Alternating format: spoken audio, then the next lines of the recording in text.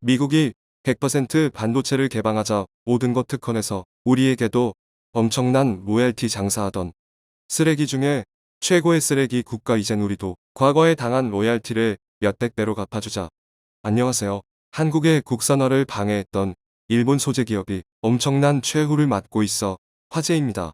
특히 최근 가격까지 대폭 낮추며 한국 업체에게 제발 사달라고 애원하고 있는 모습에 일본인들마저 부끄러움을 느껴 치를 떨고 있는 것으로 나타났습니다.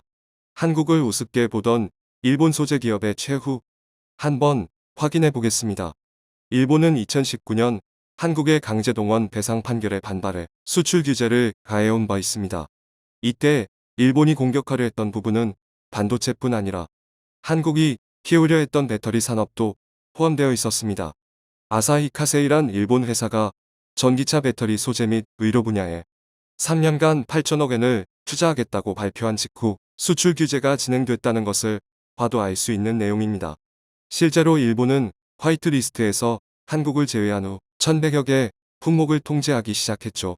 하지만 한국은 소재, 부품, 장비에 대한 국산화를 추진했고 일본 기업들은 난리가 난 바 있습니다.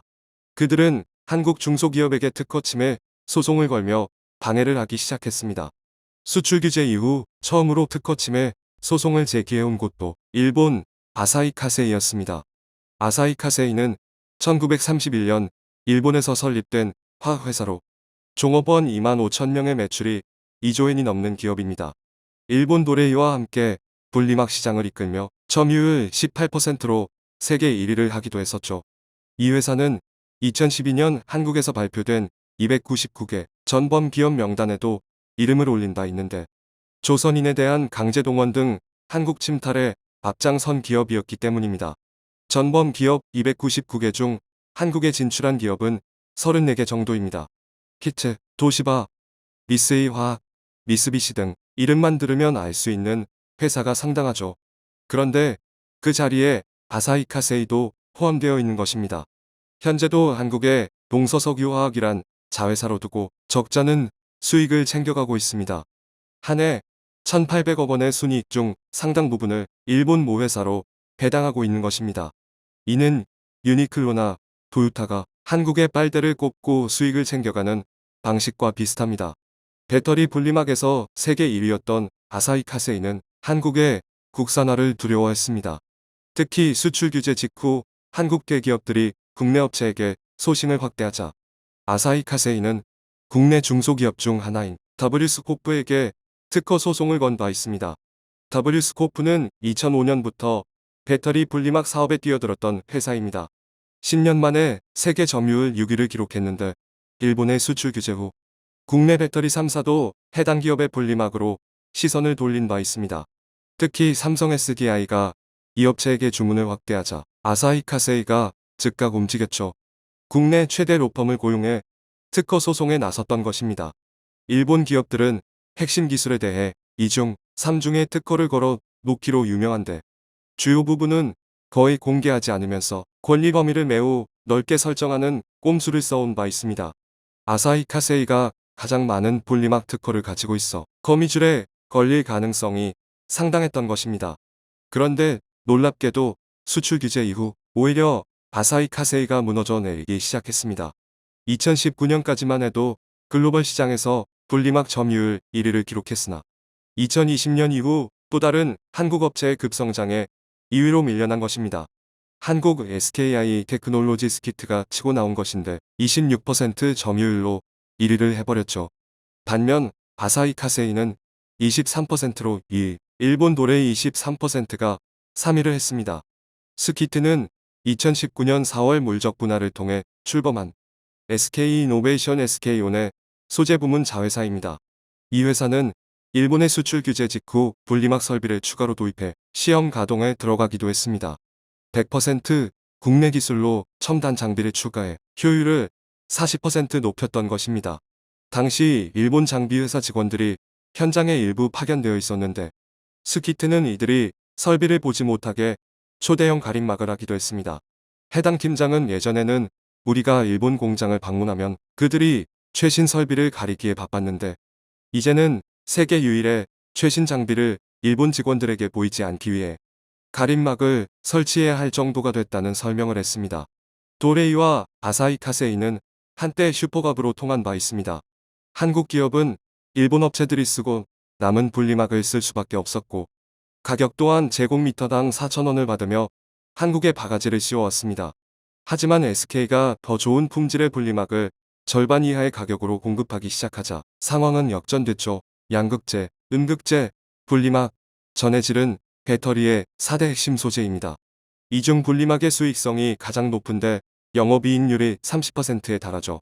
배터리의 피와 살이 음극재와 양극재라면 분리막은 혈관으로 해석할 수 있습니다. 분리막 구멍으로 리튬이온이 전해액을 타고 넘나드는 방식입니다. 얼마나 얇고 균일하게 많은 구멍이 있느냐가 분리막의 품질을 결정짓고 있습니다. 20년 전만 해도 분리막은 일본 기업의 전유물이었습니다. 분리막을 사러 일본을 방문하면 당신들이 배터리를 아느냐는 면박을 주곤 했죠. SK가 분리막 시장에 뛰어든 것도 2000년대 초반으로 거슬러 올라갑니다. 2004년 국내 최초로 리튬이온 전지, 습식 분리막 개발에 성공했고 2005년 충북 공장 가동에 돌입하며 분리막 생산을 시작했던 것입니다. 후발주자이기 때문에 오히려 일본 업체들이 가지 않은 길을 선택해왔습니다. 축차현신 공법을 분리막 제조 공정에 도입한 것인데 이는 스카치 테이프 등을 만들 때 쓰는 공정과 유사합니다. 당시 일본 기업은 공중에서 분리막을 사방으로 당겨 기공을 만들어 왔는데 이는 분리막 표면을 오염시키지 않기 위해서였습니다. 대신 이 공법은 정해진 비율로만 분리막을 잡아당길 수 있어 구매자의 다양한 요구를 반영할 수 없다는 단점이 있습니다.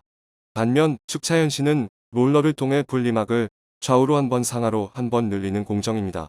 처음에는 분리막 표면이 마모되고 오염되는 현상이 있었지만 실시간으로 표면을 청소하는 공정을 도입해 이것도 극복해냈죠. 고객 요구에 맞춰 분리막 두께와 물성을 자유자재로 조절할 수 있게 된 것입니다. 사업 초창기 스키트가 SKC의 분리막을 소량 납품하기 시작하자 아사히 카세이는 SKC에 공급하던 물량을 전량 끊어버리는 횡포를 부리기도 했습니다. 이런 와중에 2000년대 말 일본 분리막을 사용한 전자기기에서 잇따라 배터리 폭발 사고가 이어졌고 이는 SK에게는 새로운 기회였습니다. 노키아가 SK 분리막을 채택하자 시장에서의 위상은 급상승했습니다. 국내와 중국은 물론 일본에서도 소니, 파나소닉, 사녀 등이 이를 찾았던 것입니다. 그런데 전기차 시장이 준비되면서 분리막에 요구되는 특성도 더 많아졌습니다. 2010년 세라믹 코팅 기술 CCS이 개발됐고 이는 안전성을 획기적으로 높여줬죠. 세라믹으로 코팅을 하게 되면 배터리 온도가 높아지더라도 변형이 생기지 않았던 것입니다. 분리막이 손상돼 양극과 음극이 직접 닿게 되면 과전류가 흐르면서 배터리가 폭발합니다. 이를 막고자 분리막을 두껍고 튼튼하게 하면 효율이 떨어지는 단점이 있습니다. 이에 SK가 세라믹 코팅 기술을 적용해 안전하고 효율적인 분리막을 생산한 것입니다. SK 분리막을 적용한 배터리에서 화재 사고가 났다는 기사는 거의 없죠. 17. 반면 도레이와 아사히 카세이 분리막을 썼던 업체에서는 잇따라 화재가 발생하고 있습니다. 결국 SK 분리막은 LG에너지 솔루션과 삼성 SDI도 찾고 있는 상황입니다. 스키트의 실적 전망치를 보면 2019년 800억 원대에서 내년 상승해 내년에는 3,200억 원으로 증가가 예상되고 있는 것을 볼 수 있습니다. 반면 아사히 카세이의 손익은 2019년 대비 30% 이상 급감한 상황이죠. 더 이상 버틸 수 없던 아사히 카세이는 최근 놀라운 행동을 보이고 있습니다. 국내 배터리 기업에게 기존 대비 20에서 30%나 가격을 할인해 줄 테니 한국 소재업체를 선택하지 말고 자신들의 습식 분리막을 이용해 달라고 사정해 온 것입니다. 제곱미터당 1.3달러 수준으로 가격을 낮춰 판매하겠다는 것이었죠. 아사히 카세이는 자국 배터리 기업인 파나소닉에 분리막을 주로 공급해왔습니다. 하지만 최근 경쟁사 대비 파나소닉의 성장률이 더디자 한국 업체로 눈을 돌렸다는 분석입니다. 실제로 중국 외시장에서 파나소닉 등 일본 업체의 성장률은 다른 업체에 크게 미치지 못하고 있는 상황입니다. 국내 배터리 3사는 지난해 50에서 100%에 가까운 성장세를 보인 반면 파나소닉은 33%에 그친 것이죠. 게다가 스키트의 분리막 판가는 0.9달러가 채 되지 않아 아사히 카세이의 가격 인하는 큰 영향이 없을 것이란 분석도 나오고 있습니다. 2023년이면 SK의 생산량은 아사히 카세이보다 2배 이상 확대가 예상되고 있습니다. 지난해 4분기 폴란드 1공장 건설을 마쳤으며 2024년까지 총 2조 원을 투자해 4공장 준공을 목표로 하고 있기 때문입니다. 이로 인해 2025년 시장 점유율을 43%로 끌어올리겠다는 전략입니다.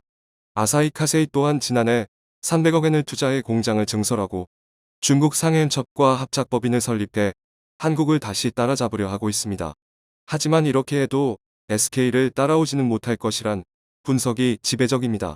분리막뿐 아니라 다른 분야에서도 엄청난 사건이 발생해 관리 능력이 드러났기 때문입니다. 2020년 10월 아사히 카세이 차량용 반도체 공장에서 대규모 화재가 난 바 있습니다. 그 후 일본 르네사스의 생산을 위탁해 위기를 넘기려 했는데 르네사스조차 해당 물량을 받은 직후 공장에서 화재가 나는 참사가 발생했죠. 결국 생산하기로 했던 물량은 만들지도 못하고 신뢰를 잃어버렸던 것입니다. 게다가 클린룸 등의 손상이 심해 기존 공장의 복구까지 포기한 상태입니다. 19일 다카이치 정조 회장은 일본이 똑바로 안 하니 한국이 기어오르는 것이라는 막말을 했습니다. 하지만 분리막에서도 볼 수 있듯이 살기 위해 꿈들대는 곳은 일본 기업일 뿐입니다.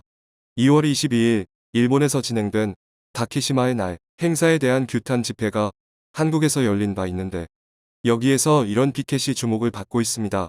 일본 그입 다물라. 지금 이런 말을 일본 측에 전달해 주고 싶습니다. 청중의 일부 의견. 교활하고 음흉하고 사악한 일본은 천년을 경계하고 멀리해야 합니다. 그리고 이참에 확실히 밟아줘야 합니다. 그래야 두 번 다시 우습게 보지 못하게 될 것입니다. 그런 대우를 받고도 일본 거 사용한다면 그 소재를 사용한 제품도 손절한다. 돈 쏟아부어 제품 만들었다.